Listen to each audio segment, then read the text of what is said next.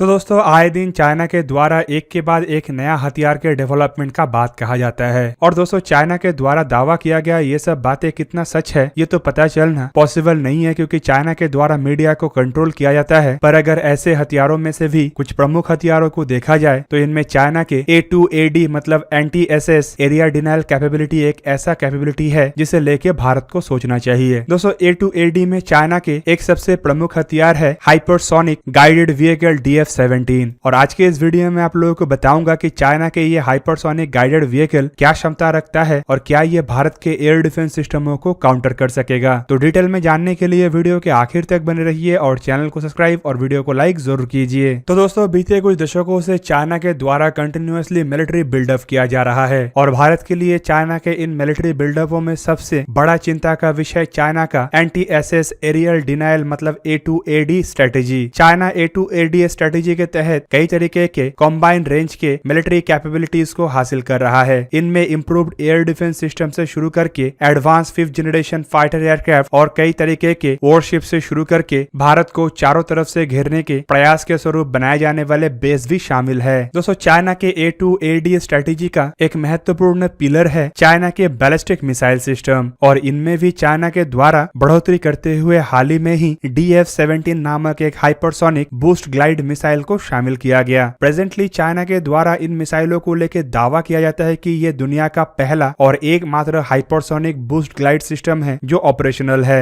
पर दोस्तों चाइना के ऐसे दावों के ऊपर संदेह इसलिए भी आता है क्योंकि इससे पहले भी चाइना के द्वारा कई बार ऐसे हथियारों के रेस को जीतने के लिए दावा कर दिया जाता है, जबकि चाइना के पास असल में ऐसे कैपेबिलिटीज नहीं होता है। एग्जाम्पल के रूप में J-20 को ही देख ले, जिसे लेके चाइना की तरफ से दावा तो किया जाता है कि ये चाइना का एक operational multi role 5th generation के फाइटर एयरक्राफ्ट है, लेकिन सच्चाई तो इससे पूरी अलग है, जहां पे इस एयरक्राफ्ट में ना ही कोई स्टेल्थ फीचर है और ना ही कोई स्टेल्थ 5th जनरेशन की इंजन है और ना ही ये क्लोज कॉम्बैट के लिए शॉर्ट रेंज के हथियारों से लैस है। पर अगर चाइना के ये कॉन्सेप्टेड मिसाइलों को ही देखा जाए तो इसमें अगर कुछ भी सत्यता होता है तो ये अमेरिका के एयर डिफेंस सिस्टम खास करके बैलिस्टिक मिसाइल डिफेंस सिस्टमों के लिए फिलहाल एक चिंता का विषय बना हुआ है। तो दोस्तों ये DF-17 जैसे हाइपरसोनिक गाइडेड व्हीकल असल में काम कैसे करता है? बेसिकली इसे बैलिस्टिक मिसाइलों के साथ ही इस्तेमाल किया जाता है। बैलिस्टिक मिसाइल के सहारे ऐसे गाइडेड व्हीकलों को वॉरहेड के साथ अपर एटमॉस्फेयर तक पहुंचाया जाता है, जबकि इसके बाद यह ट्रेडिशनल बैलिस्टिक मिसाइल जैसे काम नहीं करता है, बल्कि उससे अलग अपने ही अलग पाथ को फॉलो करते हुए काम करता है। Traditional ballistic missile basically upper atmosphere से टारगेट तक ग्रेविटी का इस्तेमाल करते हुए पहुंचता है और ज्यादातर समय एक फिक्स्ड पाथ को ही फॉलो करता है। वहीं पे एक हाइपरसोनिक गाइडेड व्हीकल या फिर हाइपरसोनिक ग्लाइड व्हीकल वॉरहेड को लेके बैलिस्टिक मिसाइलों के जैसे ट्रेडिशनल पाथ को फॉलो नहीं करता है, बल्कि रिलेटिवली काफी लो ऑल्टीट्यूड को फॉलो करते हुए टारगेट तक पहुंचता है और ये काफी अधिक एक्यूरेट भी होता है अगर इसे ट्रेडिशनल बैलिस्टिक मिसाइल के साथ कंपेयर किया जाए तो। इवन कई जगहों में ऐसे व्हीकलों के पास मैन्यूवरेबिलिटी का भी क्षमता होता है जो एयर डिफेंस को चकमा देने में काफी मददगार हो सकता है। दोस्तों इन्हीं कुछ वजहों से ट्रेडिशनल बैलिस्टिक मिसाइलों को मार गिराने के लिए जो बैलिस्टिक मिसाइल डिफेंस सिस्टमों का इस्तेमाल किया जाता है उसके लिए ऐसे हाइपरसोनिक ग्लाइड व्हीकलों को काउंटर करना पॉसिबल नहीं होता। दोस्तों DF-17 की तरफ से पहली बार अमेरिका की तरफ से ऑफिशियली 2014 में जानकारी दिया गया था, जब चाइना के द्वारा इसे उसी साल पहली बार परीक्षण किया गया था। चाइना के द्वारा तब इसे DF-ZF हाइपरसोनिक ग्लाइड व्हीकल के नाम दिया गया, जबकि इसके बाद चाइना की तरफ से कुछ और बार DF-17 मीडियम रेंज बैलिस्टिक मिसाइलों के साथ DF-ZF को परीक्षण किया गया, जिनमें से एटलीस्ट 2 ऐसे परीक्षण है जिसमें DF-17 को हाइपरसोनिक ग्लाइड व्हीकलों के साथ अटैच किया गया है। इवन संभावित ये परीक्षण चाइना की तरफ से नवंबर 2017 में ही किया गया। चाइनीज एक्सपर्टों का कहना है कि DF-17 एक काफी बेहतरीन हथियार है जो एक्यूरेसी के साथ कुछ ही मीटर के दायरे के अंदर हिट कर सकता है। 2017 के परीक्षण को लेकर चाइनीज एक्सपर्टों का यह भी कहना था कि इसे हाईली मैन्यूवरेबल कंडीशन में भी टेस्ट किया गया और ये टेस्ट सफल भी रहा। दोस्तों इसके अगर टेक्निकल डिटेल्स को देखा जाए तो चाइनीज रिपोर्टों के मुताबिक DF-17 एक सॉलिड फ्यूल्ड मिसाइल है जिसका इफेक्टिव रेंज 1800 किलोमीटर से 2500 किलोमीटर के दरमियान हो सकता है, जबकि DF-ZF हाइपरसोनिक ग्लाइड व्हीकल को लेके चाइना का क्लेम है कि ये मार्क 5 से लेके मार्क 10 के रफ्तार में ट्रैवल कर सकता है और वो भी ग्लाइड फेज में। और चाइना का ये भी दावा है कि DF-17 कन्वेंशनल हथियारों के साथ साथ परमाणु हथियारों को भी कैरी कर सकता है। दोस्तों ये अब तक क्लियर नहीं हो पाया है कि DF-17 को चाइना के द्वारा अपने बेड़े में ऑपरेशनली शामिल किया गया है कि नहीं, लेकिन 2019 2019 के मिलिट्री पैरेड के दरमियान चाइना की तरफ से इसे प्रदर्शित किया गया था और इस वजह से चाइना के एक्सपर्ट का कहना है कि ये चाइनीज बेड़े में शामिल हुआ है और उसी सिंबल के स्वरूप इसे प्रदर्शित किया गया था। फिलहाल अगर देखा जाए तो चाइना के द्वारा DF-17 के ग्राउंड लॉन्च वर्जनों का ही परीक्षण किया गया है, पर चाइना का यह भी दावा है कि ग्राउंड लॉन्च वर्जन के साथ साथ चाइना इसके एक एयर लॉन्च वर्जन को भी तैयार कर रहा है जो और अधिक दूर तक मार कर सके। इसे चाइना की तरफ से अपने S-6 बॉम्बरों में इस्तेमाल करने का भी इरादा बनाया जा रहा है, जबकि चाइना इसके एक एंटी शिप वेरिएंट को भी बनाना चाहता है ताकि चाइना के साउथ चाइना सी के ऊपर पकड़ को और मजबूत किया जा सके। खास करके जब से चाइना के साउथ चाइना सी को कब्जा करने का मंसूबे को ध्वस्त करने के लिए अमेरिका के द्वारा और अन्य अमेरिकी एलाई देशों के द्वारा बड़े तैनाती किया जा रहा है, तब से ही चाइना अमेरिका के एयरक्राफ्ट कैरियरों को ध्वस्त करने के लिए ऐसे कैरियर किलर या फिर एंटी शिप बैलिस्टिक मिसाइलों का डेवलपमेंट कर रहा है और इसी वजह से शायद चाइना DF-17 को भी एक बैलिस्टिक मिसाइल के कैरियर किलर वर्जन में तब्दील करना चाहता है। पर दोस्तों यहाँ पे सवाल ये है कि DF-17 को अगर चाइना के द्वारा किसी देश के खिलाफ इस्तेमाल किया जाता है तो ऐसा तो नहीं है कि वो देश उसे रोकने का प्रयास नहीं करेगा। इवन अगर भारत को ही देखा जाए तो भारत के पास ऐसे कई सारे कैपेबल एयर डिफेंस सिस्टम है जो चाइना के इन चुनौतियों को टक्कर देने का समर्थ रखता है। दोस्तों भारत के अगर एयर डिफेंस सिस्टमों को देखा जाए तो इसमें कई तरीके के स्वदेशी और विदेशी सिस्टम है, पर अगर सबसे कैपेबल या फिर ऐसे सिस्टमों को देखा जाए जो सुपरसोनिक और हाइपरसोनिक मिसाइलों को रोक सकता है तो उनमें सबसे पहले नाम आता है बराक 8 मिसाइल का। और दोस्तों बराक 8 बेसिकली इंडिया और इजराइल द्वारा ज्वाइंटली डेवलप किया हुआ एक लॉन्ग रेंज के सरफेस टू एयर मिसाइल है। सबसे पहले इंडिया की तरफ से बराक 8 मिसाइलों को डेवलप करने का इरादा अपने जहाजों में तैनात करने के लिए किया गया ताकि ये पुराने इजरायली बराक 1 मिसाइलों को भी रिप्लेस कर सके और अपने नेवी के जहाजों को भी अधिक सुरक्षित रख सके। पर इन मिसाइलों के कैपेबिलिटीज को देखते हुए भारत के द्वारा फिर इसके कई अन्य वेरिएंटों के ऊपर भी काम शुरू किया गया, जिनमें MRSAM मतलब medium range surface to air missile से शुरू करके LRSAM या फिर बराक 8 ER तक शामिल है, मतलब long range surface to air missile जिसे कि बराक 8 एक्सटेंडेड रेंज भी कहा जा सकता है।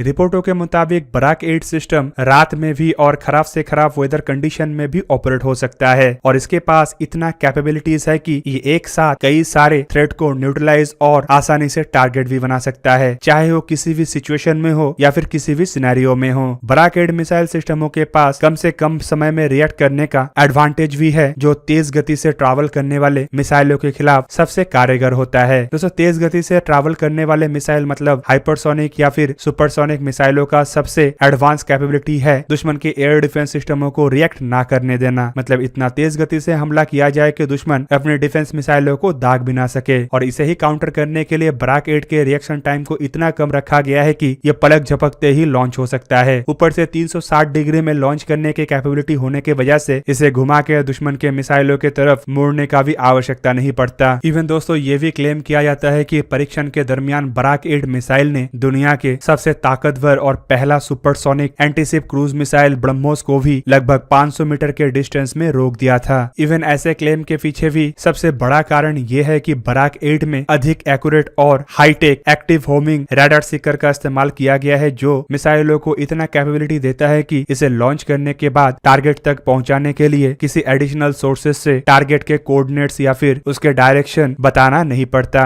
मतलब ये जो मिसाइल है अपने ही बलबूते पे टारगेट को ढूंढ सकता है और टारगेट को तबाह कर सकता है। इवन दोस्तों हाल ही में आर्मेनिया की तरफ से भी नवंबर महीने में नगानो काराबाख के लड़ाई के दरमियान बाकू के ऊपर एक short range Russian made missile मतलब स्प्लेंडर मिसाइलों को दागा गया था, पर इसे सक्सेसफुली अजरबैजान के द्वारा बराक 8 मिसाइल के द्वारा हवा में ही रोक दिया गया। दोस्तों बराक 8 मिसाइलों के इन कैपेबिलिटीज को देखते हुए एटलीस्ट ये कहा जा सकता है कि भारत के पास चाइना के DF-17 को रोकने का एक बेहतरीन जरिया है, जबकि ये जरिया और भी मजबूत होगा आने वाले कुछ और सालों में जब भारत के द्वारा बराक 8 के और अधिक रेंज वाले मिसाइलों को एक के बाद एक अपने बेड़े में शामिल किया जाएगा। इवन इसके अलावा इस साल के अंत तक भारत को और एक ऐसा कैपेबिलिटी मिलने जा रहा है जो चाइना के इस थ्रेट को न्यूट्रलाइज करने में सक्षम है, जिसे हम S-400 के नाम से जानते हैं। दोस्तों रशिया के द्वारा निर्मित इस तरीके के मिसाइल बैलिस्टिक मिसाइलों को इवन हाइपरसोनिक मिसाइलों को भी हवा में रोकने में समर्थ है। दूसरी तरफ DF-17 तो चाइना के द्वारा निर्माण किया हुआ मिसाइल है और इस वजह से इसके गुणवत्ता के बारे में बोलने का ज्यादा आवश्यकता नहीं है। दोस्तों अगर चाइना के द्वारा कुछ 100 मिसाइलों को दागने के बाद एक आध मिसाइल भारत तक पहुंचने में समर्थ भी होता है तो भारत के पास इतना कैपेबिलिटी है कि चाइना के ये घटिया दर्जे के मिसाइलों को बॉर्डर में ही तबाह कर सके। तो दोस्तों ये था आज का वीडियो। अगर आपको वीडियो अच्छा लगा तो लाइक कीजिए और मेरे चैनल को सब्सक्राइब कीजिए और साथ में बना हुआ बेल आइकन को भी प्रेस कर दीजिए ताकि आप मेरा वीडियो देख पाए सबसे पहले। जय हिंद।